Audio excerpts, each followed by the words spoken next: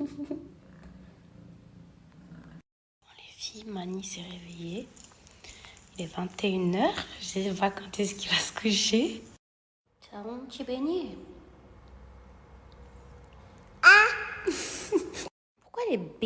Pourquoi les bébés, ils jettent toujours ce qu'on leur donne dans les mains? Pourquoi? Why you do this? Je le garde. Tant pis. Je vais lui donner ça. Je vous le dis, hein, il va pas dormir là, hein, pas avant, je pense 1 heure ou 2. Donc je vais lui apporter ça. Oh, qu'est-ce que c'est, maman? Tin, tin, tin, tin, tin. Je vais en profiter pour manger. J'ai fait des pâtes simples avec du poulet, mais vraiment simple. Bon, mon poulet quand même en sauce a l'air pas mal. Après, un petit temps d'amour. Donc mon fils, je le mets debout, mais il tient pas encore tout seul. Mais je le tiens. Il marche pas encore. Mon petit beignet. Attention! Mon bonheur, ma vie, mon oxygène. Et les petits bébés, ils sont trop curieux, les petits bébés. Ils veulent toucher à tout. Tu veux quoi? Tu peux attraper quoi? Mais c'est trop grand, ça.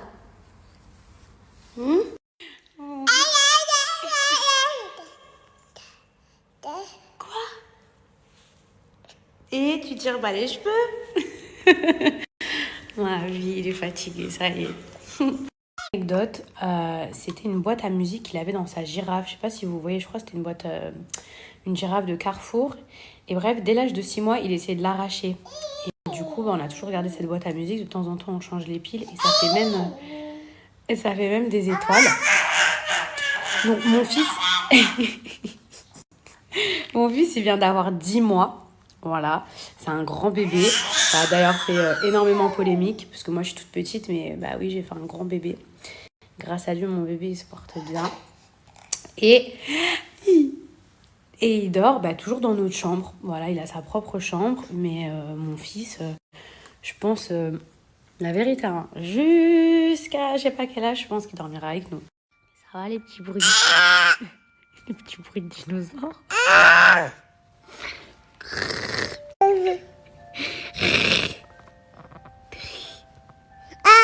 Ma vie. Ah. Ah. Maman, il est 22h. On va dodo. Merci ma chérie, mais moi pareil. Alors je ne me vois pas dormir sans notre bébé.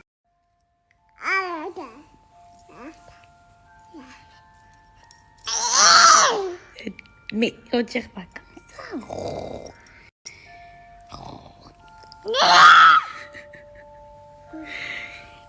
Tu vas aller fils à ton père pour rien, toi. Ah, fille, maman.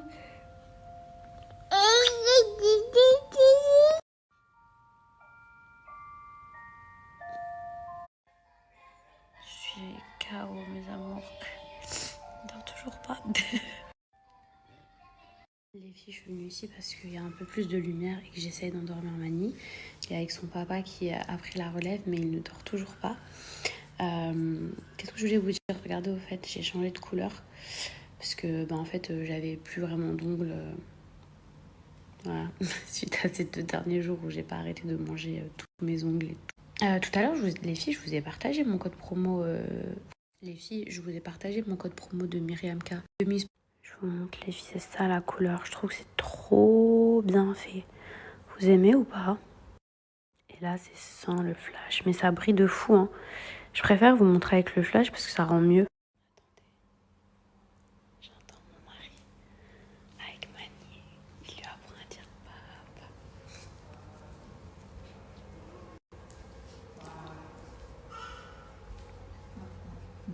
Papa. Papa.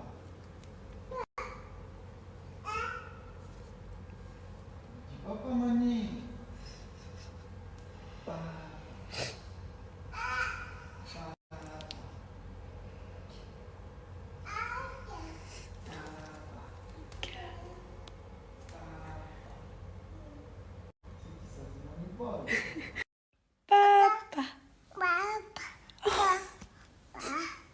Non, elle a dit moi en premier. Je vais Papa. pleurer. Papa. Oh. Mes petits chats. En ce moment, ma peau là, c'est pas trop ça. Bon, ça va, j'ai connu pire, ça va. Mani ne dort toujours pas, il est minuit 10. Comme ça, vous le savez. Ça, ce que je mets, c'est du Cicaplast. Comme en ce moment, je mettais pas grand chose. Par contre, je vous préviens, quand vous mettez cette crème, vous êtes tout blanc. Jour, très honnêtement, sauf en petite quantité, mais c'est très gras. Et moi, j'aime pas du tout les crèmes grasses, mais c'est une des rares crèmes qui m'apaise. Vous voyez, quand j'ai la peau hyper irritée. Mais je le mets vraiment sous forme de masque, quoi.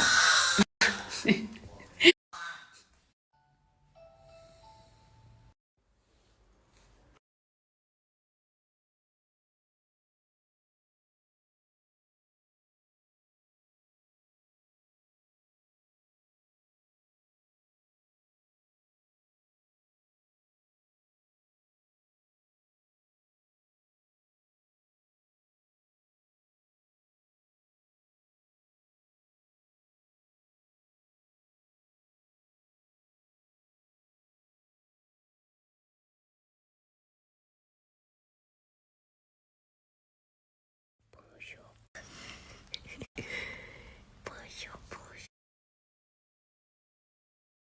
Alors, ça va? Regardez le pauvre. Oui, je suis là.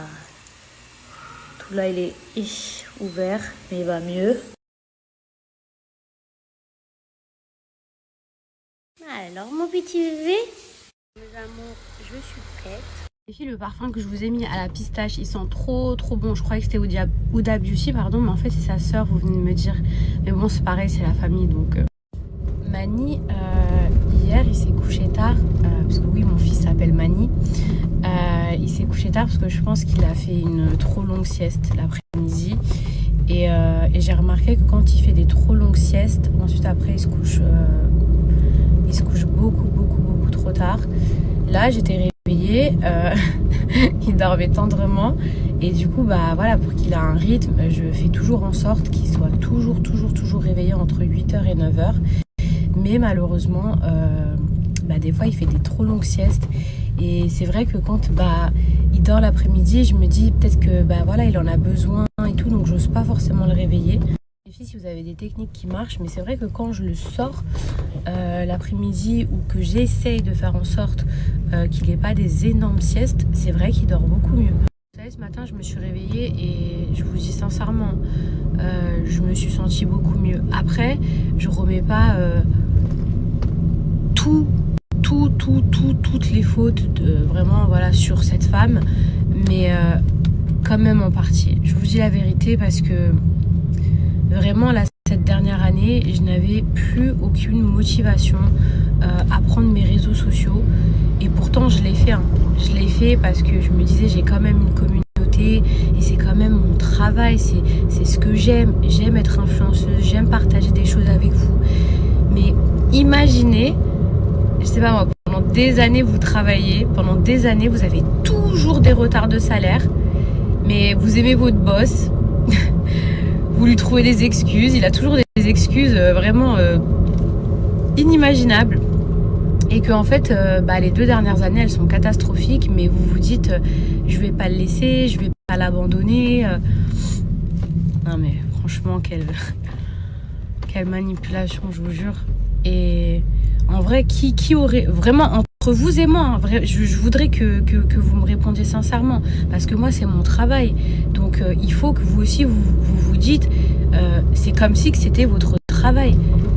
Qui sincèrement va se lever tous les matins et trouver la motivation, même le bonheur, la joie de vivre, d'aller à son travail sans être payé à la fin du mois? Qui, s'il vous plaît, qui? Dernière chose sur laquelle je voulais revenir, suite à ma prise de parole, même avec Maëva, je sais qu'il y a beaucoup de personnes qui qui se sont manifestés sur les réseaux sociaux, des influenceurs, etc. Et j'ai vu qu'il y avait beaucoup de personnes qui les critiquaient, qui leur jetaient la pierre et tout ça. Mais mes amours, si vous saviez le nombre de mails que j'ai reçus, et même plein d'influenceurs, des micros comme des gros influenceurs, hein, des grosses têtes. Mais moi, je suis pas là pour parler au nom des gens. S'ils veulent parler, ils parlent. Maintenant, tout le monde peut parler. Qui sont venus m'écrire suite à ma prise de parole. Ne leur jetez pas la pierre. Vous savez, des fois, ils ont besoin de quelqu'un, non seulement pour leur ouvrir les yeux, mais pour se rendre compte dans la situation dans laquelle ils sont. Parce que moi, j'étais à 1000 lieues de me douter qu'il y avait autant de gens dans cette situation. Je savais qu'il y avait quelques personnes, mais je savais pas qu'il y avait des marques, des gens, des trucs. Mais les messages que j'ai reçus, je savais même pas qu'il y avait tout ça. Et je pense que ces gens-là, s'ils ont attendu de parler, c'est parce qu'ils savaient pas tout ça. Et parce qu'ils avaient peur aussi. Donc ne leur jetez pas la pierre, ne croyez pas que tout est une question de buzz. Je pense que ces gens-là, ils se sentent aussi pris au piège, ils sont aussi victimes d'une manipulation, d'une escroquerie, parce que, on va dire les termes, c'est une escroquerie. Quand vous travaillez gratuitement pendant plusieurs mois et même plusieurs années, bien sûr que c'est du vol, c'est de l'escroquerie. Donc ces gens-là, je pense que... déjà, ils ne savaient pas l'étendue des dégâts, franchement, et à mon avis, ils ont dû tomber de 50 étages. Et les amis, quand vous travaillez gratuitement, déjà, ils ne savaient pas l'étendue des dégâts, franchement, et à mon avis, ils ont dû tomber de 50 étages. Et les amis, vous inquiétez pas, on est ensemble et ça ira. Je sais que c'est un coup dur, mais ça ira. Et je pense qu'il y a plein de gens qui se voilaient la face, comme moi, et qui se disaient on va récupérer notre argent, elle va pas nous voler, c'est quand même quelqu'un, elle va pas nous prendre. Et ces gens-là, je pense que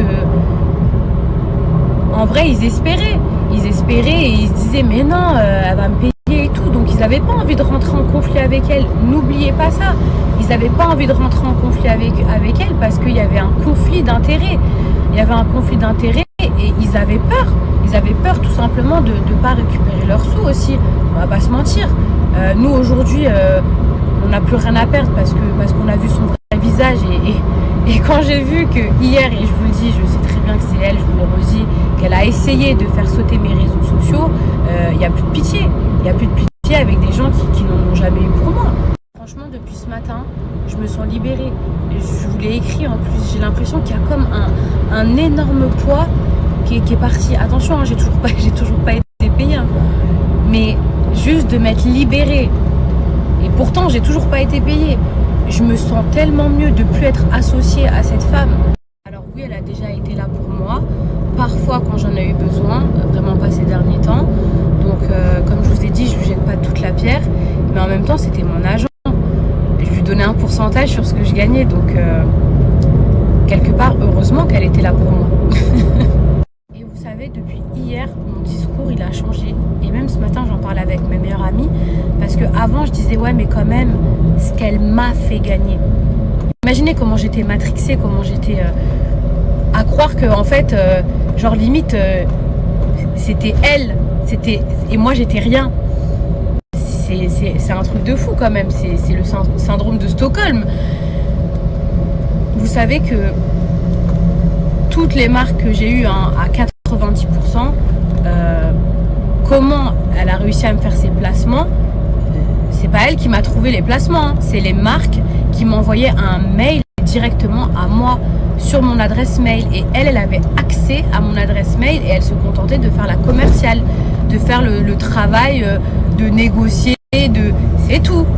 Donc au pire, l'argent qu'on a fait ensemble ou que je lui ai fait gagner, mais pas qu'elle m'a fait gagner.